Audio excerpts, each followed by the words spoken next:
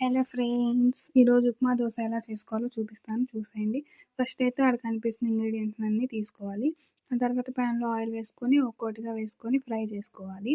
And then upma రవ్వ కూడా తీసుకొని అందులో వేసి ఫ్రై చేసుకోవాలి. ఇలా ఫ్రై చేస్తే టేస్ట్ బావుండిద్ది. ఆ తర్వాత అందులో వాటర్ సరిపడా వేసుకొని కుక్ చేసుకోవాలి. మా చిట్టి వంట చేస్తుంది. ఇప్పటి నుంచే వంటలు నేర్చుకుంటుందనమాట చిట్టమ్మ. అండ్ దెన్ ఇందులో మెయిన్ టేస్ట్ వచ్చేసి మిల్క్‌తో ఉప్మా చేసిద్ది మా పెద్దమ్మ. సూపర్‌గా ఉండిద్ది. నేను ఫస్ట్ టైమ్ మా పెద్దమ్మ దగ్గర తిన్నాను. ఆ తర్వాత ఒక ప్యాన్ తీసుకొని దోస వేసుకొని అందులో ఉప్మా పెట్టాలి. మీరెంత తింటారో అంత వేసుకొని బాగా స్ప్రెడ్ చేసుకోండి. ఆ తర్వాత చుట్టూరు ఆయిల్ వేసుకొని వన్ సైడ్ మాత్రమే రోస్ట్ చేయాలి. ఇంకేంటి చూస్తున్నారు? ఆ తర్వాత తీసుకొని ప్లేట్‌లో వేసుకొని చట్నీతో తింటే ఉంటుంది.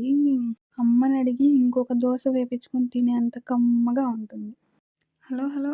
ఎలా చేసుకోవాలో చూపిచ్చాను కదా! మరిలా చేసుకొని తినండి. నా మొఖాన మాత్రం సబ్స్క్రైబ్ కొట్టేళ్ళండి.